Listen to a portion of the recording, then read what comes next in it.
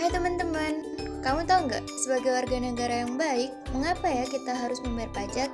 Sebelum mengetahui itu, coba bayangin ini dulu yuk. Kamu sedang mengendarai kendaraanmu di atas jalan raya yang sangat mulus. Kemudian, kamu melewati sebuah rumah sakit umum yang sangat bersih, dokter dan susternya baik dan ramah, serta berbagai fasilitas dan pelayanan yang sangat memuaskan. Apakah kamu suka dengan berbagai hal ini? Tahukah kamu bahwa jalan raya yang mulus, kemudian rumah sakit yang bagus, pembangunan dan pemeliharaan fasilitas umum yang baik, dan sekolah yang berkualitas, itu semua merupakan manfaat dari kita membayar pajak. Yuk kita cari tahu apa itu pengertian dari pajak. Menurut Undang-Undang Republik Indonesia Nomor 28 Tahun 2007, pajak adalah kontribusi wajib kepada negara yang terutang oleh orang pribadi atau badan yang bersifat memaksa berdasarkan undang-undang, dengan tidak mendapatkan imbalan secara langsung dan digunakan untuk keperluan negara bagi sebesar-besarnya kemakmuran rakyat. Atau sederhananya, pajak adalah pungutan yang wajib diberikan pada negara oleh orang pribadi maupun badan atau perusahaan berdasarkan undang-undang yang akan digunakan untuk kepentingan negara dan kesejahteraan masyarakat umum. Setelah mengetahui apa itu pengertian dari pajak, yuk simak apa saja fungsi dari pajak. Pajak memiliki 4 fungsi utama. Yang pertama adalah fungsi anggaran, yang dimana pajak memiliki fungsi sebagai sumber pendapatan negara dan digunakan untuk membiayai pengeluaran negara sehingga bisa menyeimbangkan pemasukan dan pengeluaran negara. Yang kedua, fungsi mengatur. Dalam fungsi ini, pajak digunakan sebagai alat untuk mengatur dan melaksanakan kebijakan negara, misalnya kebijakan seputar pajak untuk mengatur pertumbuhan ekonomi dan laju inflasi. Yang ketiga, ada fungsi pemerataan. Pajak yang dipungut akan digunakan untuk membiayai berbagai kepentingan umum yang berdampak ke masyarakat luas. Misalnya, untuk pembangunan infrastruktur secara merata sehingga terciptanya lapangan kerja baru bagi masyarakat. Yang terakhir, ada fungsi stabilitas pajak yang dipungut akan digunakan untuk membiayai berbagai kepentingan umum yang berdampak ke masyarakat luas. Misalnya, untuk pembangunan infrastruktur secara merata sehingga tercipta lapangan kerja baru. Cukup banyak dan berpengaruh bukan bagi kita terhadap pajak yang kita bayarkan kepada negara? Selanjutnya, yuk kita simak apa saja jenis-jenis pajak. Berdasarkan lembaga pemungutnya, pajak di Indonesia dibagi menjadi 2, yakni pajak pusat dan pajak daerah.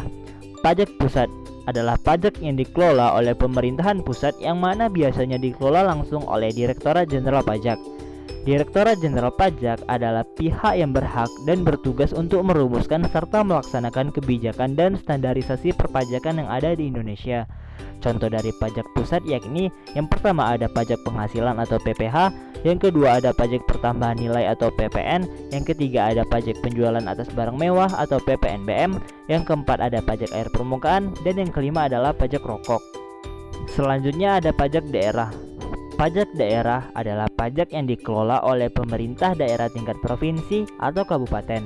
Contoh dari pajak daerah yang pertama adalah pajak provinsi yang terdiri dari pajak kendaraan bermotor, bea balik nama kendaraan bermotor, pajak bahan bakar kendaraan bermotor, pajak air permukaan, dan pajak rokok.